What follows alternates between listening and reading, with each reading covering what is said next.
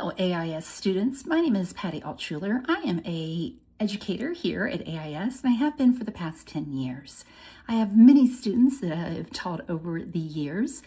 But when I was thinking about this session, one student in particular came to mind. His name is Julian Fernandez.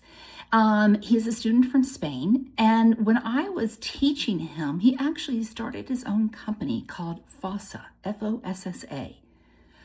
But Julian's better at explaining what FOSSA is. So let me have him explain real quick what FOSSA is.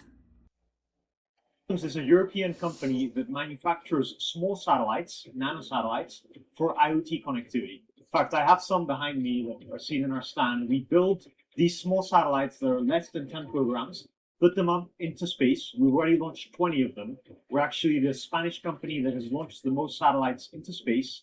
And we connect IoT devices on the ground.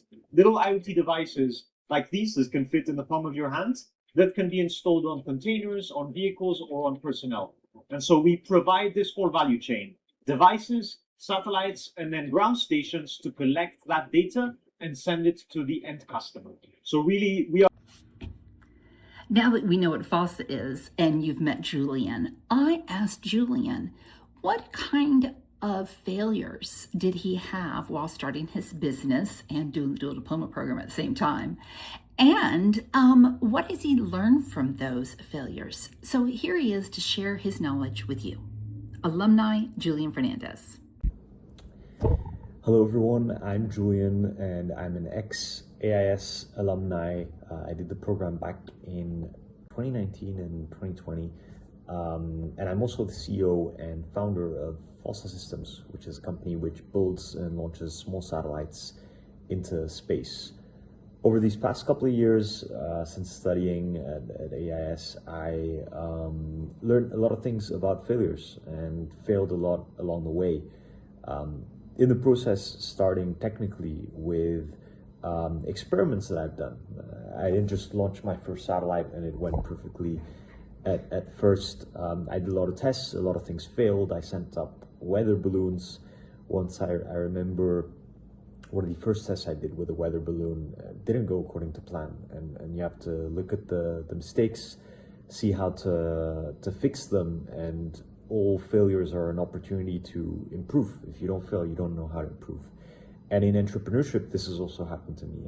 I've set up other companies. I set up a company in San Francisco, which failed, and I had to close. And I wouldn't know what I know today if that company hadn't failed. And I wouldn't have created FOSSA as a successful company that it is today with 60 employees if that company hadn't failed and I hadn't learned more about people management, time management, financial management.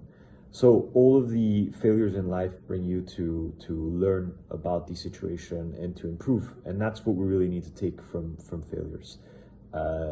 We need to, in my case, more scientifically, because I'm more of an engineering background, but we need to take all of the circumstances and all the information as to why something has failed and improve it for the future, and try and not make that mistake. And if you don't make that mistake, you'll be better. So that's the general idea. So that's my take on failures, and I thank you all very much for listening.